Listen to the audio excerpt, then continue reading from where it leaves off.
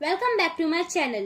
Last video में हमने PPI के बेसिक सीखे थे और आज हम पीपीआई में एक्सपेंसेस और इनकम को किस रेशियो में अलोकेट करेंगे वो सीखेंगे और उसका फॉर्मेट सीखेंगे। तो वीडियो शुरू करने के पहले आप मेरे चैनल को लाइक, सब्सक्राइब, शेयर जरूर करें।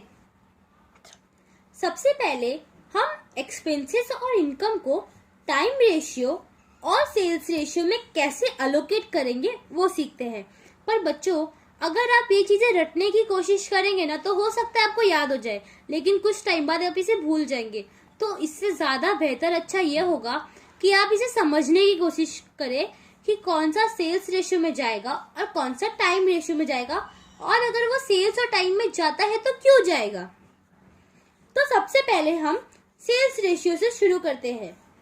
सेल्स रेशियो में वो एक्सपेंसेस और इनकम आते हैं जो सेल्स की वजह से होते हैं। जैसे मान लो अगर आपने रॉ मटेरियल खरीदा, आपको गुड्स बनाने के लिए चाहिए था रॉ मटेरियल, आप लेके आए, तो रॉ मटेरियल को फैक्ट्री में लाने के लिए जो भी आप ट्रैवलिंग का खर्चा करते हैं उसे हम सेल्स रेशियो में एलोकेट करेंगे, क्योंकि आप जो भी खर्चा कर रहे हैं वो सेल्स के लिए कर रहे हैं। बेसिकली आप प्रोडक्ट बनाएंगे, उसे बेचेंगे तो वो सेल्स हुआ, तो वो सेल्स के लिए खर्चे होते हैं, इसलिए वो सेल्स रेशियो में जाते हैं। वैसे ही ग्रॉस प्रॉफिट भी बेसिकली सेल्स की वजह से होता है, इसलिए वो भी सेल्स रेशियो में जाता है। कमीशन, जब भी आप अपना प्रोडक्ट बना के उसे बेचने जाते हैं मार्केट में, तो आप हर जगह तो पहुंच नहीं सकते, इसलिए आप बहुत सारे एजेंट रखते हैं। कंपनी में और फर्म में हर जगह एक एजेंट होता है जो आपका गुड्स मार्केट में अलग अलग जगह जाकर बेचता है। तो अगर वो एजेंट आपका गुड्स बेच रहा है तो क्या वो उसे फ्री में बेचेगा? नहीं ना। तो जिस तरीके से वो आपका जितना भी गुड्स बेचेगा, हर गुड्स पे वो कुछ % कमीशन चार्ज करता है। तो जो कमीशन हम उसे देते हैं वो कंपनी और फर्म के लिए एक तरह से एक्सपेंसेस हुआ। तो अगर कंपनी उसे कमीशन पे कर रही है, किस लिए पे कर रही है? क्योंकि वो आपका सामान बेच रहा है, तो ये भी बेसिकली सेल्स के लिए हुआ, इसके लिए वो सेल्स रेशियो से जाता है। वैसे ही एडवर्टाइजिंग भी हम हमारे गुड्स के प्रमोशन के लिए करते हैं। डिस्काउंट, जब भी आप अपने कस्टमर को अपना गुड्स बेचते हैं तो आप उसे हमेशा कुछ % डिस्काउंट देते हैं, तो वो डिस्काउंट आपके लिए तो खर्चा हो गया, इसीलिए वो खर्चा भी सेल्स रेशियो से जाता है। कैरिज का मतलब होता है ट्रैवलिंग एक्सपेंसेस। आप जब भी कोई रॉ मटेरियल फैक्ट्री में लाते हैं तो उस पे होने वाले एक्सपेंसेस को कैरिज इनवर्ड बोलते हैं। लेकिन जब आपका गुड्स बन के तैयार हो जाता है मार्केट में जाने के लिए, या फिर आप उसे वेयर हाउस में स्टोर करवाने के लिए, जब उसे आप गाड़ी में डाल के उसे बाहर भेजते हैं, तो वो ट्रैवलिंग का जो खर्चा होता है उसे हम कैरिज आउटवर्ड कहते हैं।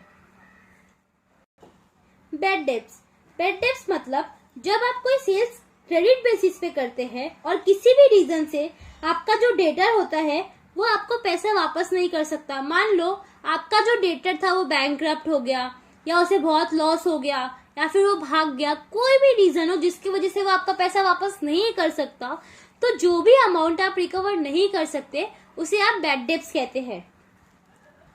ट्रैवलिंग कमीशन, अगर क्वेश्चन में आपको बोला है कि जो ट्रैवलिंग कमीशन है वो सेल्समैन ने किया है तो वो सेल्स रेशियो में जाता है। सेलिंग एंड डिस्ट्रीब्यूशन एक्सपेंसेस मतलब होता है जब भी कोई फर्म या कंपनी अपने गुड्स को प्रमोट करने के लिए उसे फ्री में डिस्ट्रीब्यूट करती है ना बच्चों, तो उसे हम सेल्स रेशियो से एलोकेट करते हैं, क्योंकि वो खर्चा बेसिकली हमारे सेल्स को बढ़ाने के लिए होता है। डिलीवरी वैन एक्सपेंसेस मतलब आप सेल्स के लिए जिस वैन को हायर करते हैं या फिर आपका खुद का कोई वैन है, तो उसका जो भी एक्सपेंसेस होता है ना बच्चों, वो हम सेल्स रेशियो में जाते हैं, क्योंकि आप जो खर्चा कर रहे हैं उस वैन में, पेट्रोल वगैरह या फिर जो भी आप खर्चा करते हैं, तो वो आपको सेल्स के लिए करना पड़ रहा है, इसलिए उसे सेल्स रेशियो में जाता है। तो अब हम सेल्स रेशियो के बाद टाइम रेशियो सीखते हैं। बच्चों, टाइम रेशियो में वो एक्सपेंसेस और इनकम अलोकेट होते हैं जिसे हमें उसके ड्यूरेशन के हिसाब से पेमेंट करना पड़ता है। जैसे सैलरीज, अगर आप एम्प्लॉय आपके फर्म में काम करता है तो जितना भी महीना काम करेगा आप उसको उसके हिसाब से पेमेंट करेंगे। तो बेसिकली आप उसके ड्यूरेशन, आपके उसके टाइम पीरियड के हिसाब से उसे पेमेंट कर रहे हैं, इसीलिए वो टाइम रेशियो में जाता है। रेंट एंड टैक्सेस, भी टाइम रेशियो में अलोकेट होता है, क्योंकि आपका रेंट भी मंथली पीरियड के हिसाब से देना पड़ता है। उसी तरह बाकी के एक्सपेंसेस भी टाइम रेशियो के हिसाब से अलोकेट किए जाते हैं। Audit fees. बच्चों, कुछ लोगों को लगता है कि जो ऑडिट फीस होता है वो टाइम में क्यों जाता है, वो तो डायरेक्ट पोस्ट में जाना चाहिए, लेकिन ये गलत है। कोई भी फर्म या कंपनी, जरूरी नहीं कि सिर्फ कंपनी ऑडिट करवाए, बेसिकली आज के टाइम पे छोटे से छोटे फर्म और बड़े से बड़े कंपनियां ऑडिट कराती है। इसके लिए हम उसे टाइम रेशियो में अलोकेट करते हैं। तो आप सीखते हैं कुछ ऐसे एक्सपेंसेस और इनकम जो सिर्फ प्री में आ सकते हैं या सिर्फ पोस्ट में आ सकते हैं। हम उसे टाइम और सेल्स के हिसाब से अलोकेट नहीं कर सकते हैं। तो बच्चों, प्री में वही एक्सपेंसेस और इनकम आते हैं जो फर्म में किए गए हो। जैसे अगर क्वेश्चन में आपको कहीं भी पार्टनर, वेंडर, कैपिटल जैसे वर्ड देखने मिलते हैं ना, तो आप समझ जाइए कि वो प्री के खर्चे, क्योंकि जो पार्टनर, वेंडर, कैपिटल ये सारे वर्ड्स होते हैं ये सब फर्म में यूज होते हैं। कंपनी में कभी भी ये वर्ड यूज नहीं होते। कंपनी में पार्टनर नहीं होते, शेयर होल्डर्स होते हैं, कैपिटल्स नहीं होते, शेयर कैपिटल जैसे कैपिटल्स दिखाए जाते हैं। इसके लिए वह हमें प्री खर्चे में लिखने पड़ते हैं। बच्चों, पोस्ट में वो एक्सपेंसेस आते हैं जो सिर्फ कंपनी में होते हैं, जैसे कि डायरेक्टर्स फीस। जैसे कि मैंने आपको बोला, कंपनी में डायरेक्टर होते हैं और फर्म में पार्टनर्स होते हैं। तो डायरेक्टर सिर्फ कंपनी में होते हैं, इसके लिए वो खर्चा सिर्फ पोस्ट कॉलम में आता है।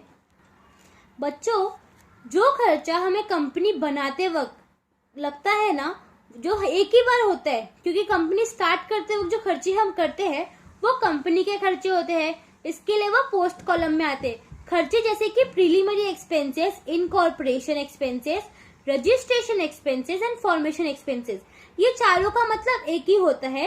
कंपनी चालू करते वक्त जो खर्चे लगते हैं वो, इसलिए ये सिर्फ कंपनी के इसमें आते हैं। Directors remuneration. रेम्यूनरेशन का मतलब होता है सैलरी।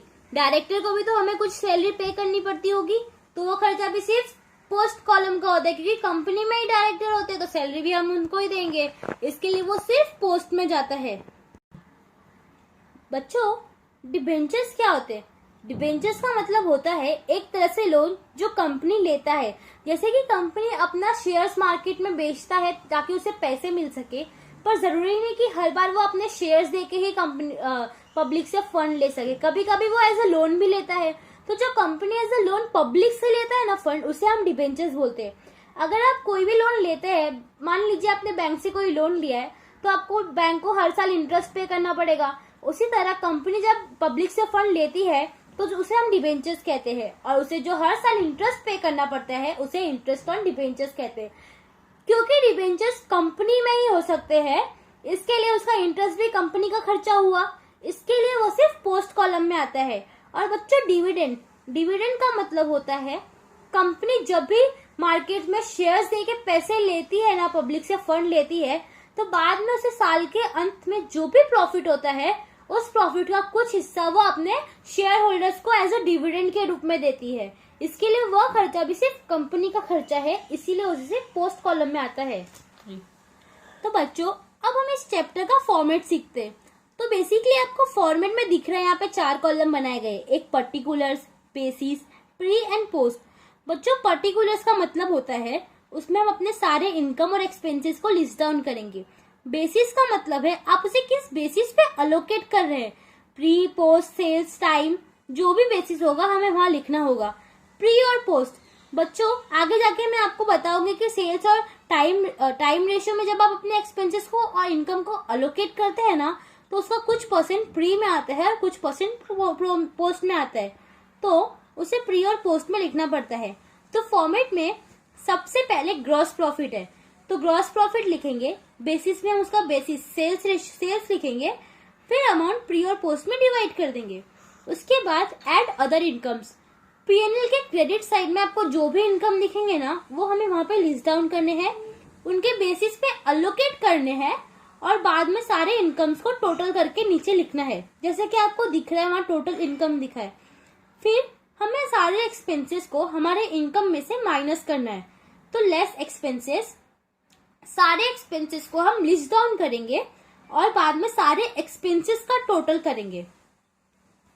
तो बच्चों, जब हम सारे इनकम और एक्सपेंसेस को लिस्ट डाउन कर लेंगे, सारे इनकम और एक्सपेंसेस के टोटल भी लिख देंगे, उसके बाद प्री कॉलम में जब हम उसको इनकम में से एक्सपेंसेस माइनस करेंगे ना, अगर हमें प्रॉफिट मिलता है, प्रॉफिट का मतलब हमारा इनकम हमारे एक्सपेंसेस से ज्यादा है, तो हमें प्रॉफिट आएगा। पर जैसा कि आपने मेरा पहला वीडियो देखा होगा, उसमें मैंने आपको बताया था कि प्री कॉलम के जो भी प्रॉफिट या लॉस होते हैं ना बच्चों, वो नॉर्मल नहीं होते, इसके लिए हम उसे डायरेक्ट प्रॉफिट में नहीं लिख सकते। तो जो भी प्रॉफिट हमें प्री कॉलम में आएगा उसे हम कैपिटल रिजर्व में ट्रांसफर कर देंगे। पर जरूरी नहीं कि हर बार प्रॉफिट है, कभी आपका एक्सपेंसेस ज्यादा हो सकता है और इनकम कम। तो जब आपका एक्सपेंसेस आपके इनकम से ज्यादा हो, इसका मतलब बेसिकली आपको लॉस हो रहा है, तो आप आपका लॉस गुडविल में ट्रांसफर करेंगे। उसी तरह पोस्ट कॉलम में भी अगर आपका इनकम आपके एक्सपेंसेस से ज्यादा है तो आपको प्रॉफिट हुआ, तो आपका वो प्रॉफिट नॉर्मल प्रॉफिट है, तो आप उसे नेट प्रॉफिट में ट्रांसफर कर सकते हैं। उसी तरह आपका एक्सपेंसेस अगर ज्यादा हो गया इनकम से तो आपको लॉस हो गया, तो हम उसे नेट लॉस में लिखेंगे। तो इस वीडियो में हमने पीपीआई के चैप्टर के कुछ बेसिक सीखे थे, उसके बाद हमने इस चैप्टर के कुछ रेशियो को अलोकेशन करना सीखा, उसका फॉर्मेट सीखा। तो अगर आप मेरा नेक्स्ट वीडियो देखना चाहते हैं जिसमें मैं आपको बताऊंगी कि आप सेल्स रेशियो कैसे निकालेंगे, टाइम रेशियो कैसे निकालेंगे और कुछ और रेशियोज जो होते हैं सारे एक्सपेंसेस को कैसे डिवाइड करते हैं, तो अगर आप वो देखना चाहते हैं तो प्लीज हमारे वीडियो को लाइक शेयर सब्सक्राइब कीजिए और हमारे कमेंट बॉक्स में आपके कीमती कमेंट्स लिखिए। Thank you.